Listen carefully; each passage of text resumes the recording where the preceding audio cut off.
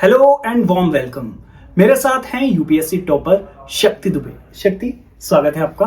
धन्यवाद। शक्ति, सबसे पहला तो सवाल पूछना चाहूंगा, क्योंकि सभी ने आपसे सफलता के मंत्र पूछे हैं। मैं सबसे पहले आपसे ये पूछना चाहूंगा कि जब असफलता हाथ लगी, जब आपका 12 नंबर से, आई गेस 12 नंबर से यूपीएससी में चौथा अटेम्प्ट रह गया, आप नहीं यूपीएससी में शामिल हो पाई, उस समय किस तरीके की फीलिंग थी? अब भी अगर मैं बताऊं तो वो शायद सबसे लोएस्ट फेज रहा है प्रिपरेशन का, बिकॉज 4th अटेम्प्ट में मैं फाइनली इंटरव्यू तक पहुंच पाई थी। तब एक सपना होता है कि शायद इंटरव्यू दिया है तो मोस्टली कैंडिडेट्स यही एक्सपेक्ट कर रहे होते हैं कि नाम लिस्ट में होगा, रैंक तो नहीं बट नाम तो होना चाहिए था लिस्ट में। तो ऐसा मैंने सोचा था, पर जब ऐसा नहीं हुआ, आई थिंक वो एक लोएस्ट फेज था कि जब मैंने ये तक सोच लिया था कि आई थिंक अब यूपीएससी से बैकआउट करने का टाइम आ गया है एंड मुझे जाकर किसी और फील्ड में, क्योंकि फाइनेंशियल इश्यूज भी रहते हैं ड्यूरिंग दिस प्रिपरेशन जब आप इतने सालों से इसमें हो। तो तब मैंने ये सब चीज़ें जब डिसाइड किया था तब फैमिली का और सिबलिंग्स का बहुत सपोर्ट रहा, जिन्होंने हमेशा मुझे एडवाइस किया कि नहीं, अगर आप इतने सालों तक मेहनत करी है, एक आखिरी बार ट्राई करते हैं। और आई एम वेरी थैंकफुल कि मैंने वो चीज़ सुनी और आई वेंट फॉर 2024 का attempt and this is how this story began. बिल्कुल, ये जो आपने आखिरी बार कोशिश की और ये निश्चित तौर पर कामयाब हुई, लेकिन उससे पहले शुरू से ही शुरू करते हैं। क्या सोचकर यूपीएससी में आप आई और यूपीएससी की तैयारी शुरू की, और शुरुआत में क्या दिमाग में था आपके? इनिशियली तो मैं एक बायोकेमिस्ट्री की स्टूडेंट थी। पीएचडी का एक ऑप्शन था जो मैंने सोचकर ही I wanted to like go ahead. But जब मैं डिसर्टेशन वर्क कर रही थी उस वक्त मैंने ये चीज़ नोटिस करी कि ठीक है, they are also contributing to the nation, हर आई थिंक प्रोफेशन कर ही रहा है। बट जब मैंने वो वो जॉब रोल की बात की, तब जब मैं यूपीएससी के बारे में सर्च कर रही थी, आई रियलाइज्ड कि इसमें जो डाइवर्सिटी ऑफ सेक्टर्स है जहां आप कंट्रीब्यूट कर सकते हो वो बहुत ही ज़्यादा है। और क्योंकि पापा पुलिस में है तो हमेशा से ये समाज सेवा या फिर ऐसे गवर्नमेंट सेवक का एक कंसेप्ट रहा है घर में, तो वहाँ से भी एक मोटिवेशन और इंस्पिरेशन हमेशा से था। तो आई थिंक ये सब चीज़ें कंबाइंड वन बाय वन, ये एक सपना जो है उससे यूपीएससी का स्टार्ट हुआ। शक्ति, चूंकि आप मिडिल क्लास फैमिली से ताल्लुक़ रखती हैं, मिडिल क्लास फैमिली से 5 अटेम्प्ट अपने आप में, क्योंकि 1 बार 2 बार 3 बार अपने आप में बड़ा मुश्किल होता है।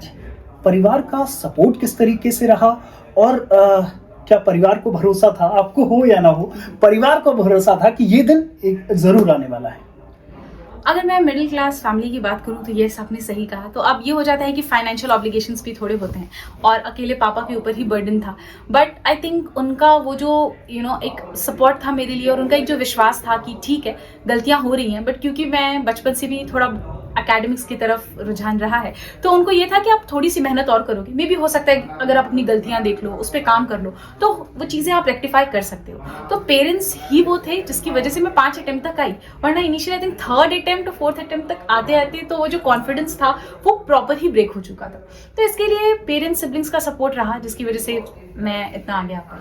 अच्छा, एक और बात, चूंकि सब्जेक्ट ऑप्ट करने में सबसे ज़्यादा मुश्किल होती है जो यूपीएससी एस्पिरेंट्स हैं, आपने क्या सोचा, क्या सोचकर सब्जेक्ट ऑप्ट किए थे, और कौन कौन से सब्जेक्ट आपकी प्रायोरिटी में थे? क्योंकि मैं एक बायोकेमिस्ट्री की स्टूडेंट थी तो उसके बेसिस पे सबसे पहले मैंने एंथ्रोपोलॉजी को ही चूज़ किया था, क्योंकि उसमें जीन्स, जेनेटिक्स, इवोल्यूशन के इनफ टॉपिक्स होते हैं। बट एक चीज़ जो वर्क नहीं करी मेरा एंथ्रोपोलॉजी के साथ, वो था इंटरेस्ट। मेरा उतना इंटरेस्ट डेवलप नहीं हो पाया, मे बी क्योंकि 5 सालों में मैंने इतना बायो पढ़ लिया था कि मैं यहाँ कुछ नया एक्सप्लोर करना चाहती थी। दूसरी चीज़, जब मैं पॉलिटिकल साइंस जब मैंने पढ़ना शुरू किया as a part of GS, तो वो मुझे इंटरेस्टिंग लगा। मुझे ऐसा लगा कि वो मुझे इंटरेस्टिंग भी था और मेरे लिए इंटरेस्टिंग भी था, और आई थिंक वो मेरा फोटे भी था। प्रीलिम्स में आई थिंक मैक्सिमम क्वेश्चन में उसी के सही करके आती थी, तो वहां से एक आइडिया आया कि पीएसआईआर लिया जा सकता है। तो एक था इंटरेस्ट, दूसरा इसका अच्छा खासा जीएस पेपर से ओवरलैप भी होता है। जीएस पेपर 2 में पीएसआईआर प्रॉपर है, उसके साथ मैंने उसके थ्योरीज वगैरह को एथिक्स में, एसे में भी बहुत अच्छी तरीके से यूज किया है, क्रॉस पेपर्स। तो एक ये था। थर्ड थिंग, आई थिंक बहुत ज्यादा इसके रिसोर्सेज अवेलेबल है मार्केट में, जिसके लिए आपको बहुत ज्यादा हंट करने की जरूरत नहीं पड़ती। तो एक ईज ऑफ अवेलेबिलिटी भी था ऑप्शन, जिसको मैंने कंसिडर किया। And then come 4th thing कि पीएसआईआर एक we don't consider that, but एक फैक्ट है कि वो जो ऑप्शनल कैसा परफॉर्म कर रहा है कुछ सालों में। तो यूपीएससी में हमने देखा है कि PSIR like most of the toppers they come out with PSIR, तो वो कॉन्फिडेंस कि अच्छा ठीक है, इफ आई टेक दैट, ये कर रहे हैं, मैं भी शायद कर ही सकती हूँ, तो इस तरीके से पीएसआईआर चूज किया। अच्छा, इसके बाद अगर हम रूटीन की बात करें, किस तरीके का रूटीन रहा, तैयारी किस तरीके की रही? खास तौर पर सबसे ज़्यादा मुश्किल होती है, लोग कहते हैं 18 घंटे पढ़ना है, 12 घंटे पढ़ना है, तो आपका रूटीन स्ट्रेटेजी, क्योंकि सबकी अलग अलग होती है, आपकी स्ट्रेटेजी क्या थी? ये जो 18-12 घंटे की कहानी है कहाँ से आई मैं तो नहीं जानती।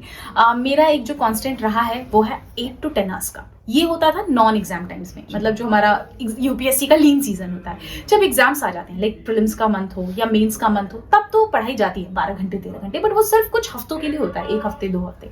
मेरा जो प्रॉपर एक ऐसे रूटीन की अगर मैं बात करूँ तो 4 चीजें मैं दिन में करती थी। पहला करंट अफेयर्स, जिसके लिए मैं न्यूज़पेपर फॉलो करती थी। दूसरा मैं जीएस करती थी अच्छे से, प्रॉपर 3 घंटे का स्लॉट। देन एक 3 घंटे का मेरा ऑप्शनल का स्लॉट होता था। एंड देन मैं एक प्रॉपर स्लॉट रखती थी फॉर टेस्ट प्रैक्टिस, जिसमें अगर प्रीलिम्स का टाइम है तो मैं एमसीक्यू सॉल्व कर रही हूँ, मेंस का टाइम है तो मैं आंसर्स लिख रही हूँ। तो वो इस तरीके से 4 चीजें मुझे दिन में करनी थी, प्रॉपर बैलेंस तरीके से मैंने उसको मेंटेन किया था। अब शक्ति क्या सोच रखा है, क्योंकि जो देश सेवा का मौका है वो अब आपको मिल चुका है, अब आपने क्या सोचा है कि आगे क्या करना है और प्रायोरिटी क्या रहेंगी आपकी?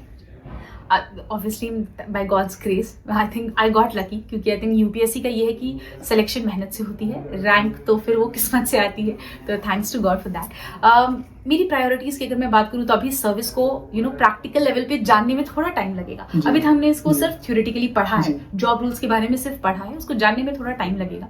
प्रायोरिटीज की बात करूं तो कुछ चीजें जो मैंने पर्सनली अपने आसपास देखी हैं, because I come from rural background. मेरे पेरेंट्स बलिया से हैं and I have been born and brought up in Prayagraj. वहां पे मैंने आई थिंक 2-3 चीजें हैं जिसपे मैंने देखा है कि कुछ शॉर्टकमिंग्स हैं थोड़ी बहुत on ground. For example women के राइट्स हों या फिर चिल्ड्रंस के राइट हों, आई थिंक ये 2 चीजें हैं जिसपे मैं बहुत यहाँ बस जानना हूँ। अच्छा शक्ति, आखिरी सवाल, जब 5 अटेम्प्ट के बाद जब आप अपना रोल नंबर ढूंढ रही थी जी, क्या स्थिति थी? लग रहा था पहले पेज पर रोल नंबर होगा, क्या उम्मीद थी? आई थिंक 150 अराउंड रिजल्ट आया था if I am not wrong, क्योंकि उसके बाद मैंने टाइम भी नहीं देखा। 1 मिनट पहले जो लड़की ऐसे एक दुखी होकर रो रही थी, 1 मिनट बाद वही लड़की खुशी के आंसू से रो रही थी। तो वो जो ट्रांजिशन हुआ, बट आई थिंक आंसू कांस्टेंट थे दोनों में, और लेकिन वो जो सुकून था आई थिंक वो नाम देखने के बाद वो मुझे तब मिला जब मैंने पापा को बता दिया, क्योंकि जो उनकी आवाज आई उसके बाद उधर से जो वो उनको क्या मैंने सुना ये रिएक्शन था पहली बार आपने जब कहा, फोन किया जी, तो क्या बात हुई? I think fathers are the most innocent creatures, I will tell you. तो जब मैंने उनको कॉल किया और मैंने कहा कि पापा, और मैं रो रही थी, तो उन्हें शायद लगा सिलेक्शन नहीं हुआ है, इस वजह से मैं रो रही हूँ। तो जिसके पहले मैं कुछ कह पाती, पापा उधर से स्टार्ट, कोई बात नहीं, भरोसा रखो, तुमने बहुत मेहनत करी थी, नहीं हुआ तो क्या हुआ? मैंने कहा नहीं पापा, हो गया। तो वो रुके, क्या? मैंने हो गया, एंड देन तब मैंने बोला फर्स्ट रैंक है। तो वो मुझसे पूछ रहे हैं मार्क्स कितना है, because last time I missed by 12 marks, तो ही इज आस्किंग मार्क्स कितना है।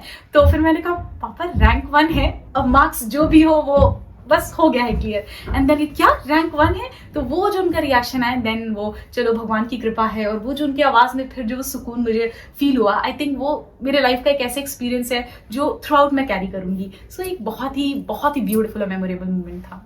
थैंक यू शक्ति, थैंक यू हमसे बात करने के लिए। तो आप देख सकते हैं शक्ति की जर्नी के बारे में उन्होंने बताया, और जिस तरीके से उनकी परिवार का साथ रहा है उसके बारे में बताया। आप हमारे चैनल सब्सक्राइब जरूर कीजिए, साथ ही इस वीडियो को लाइक जरूर कीजिए।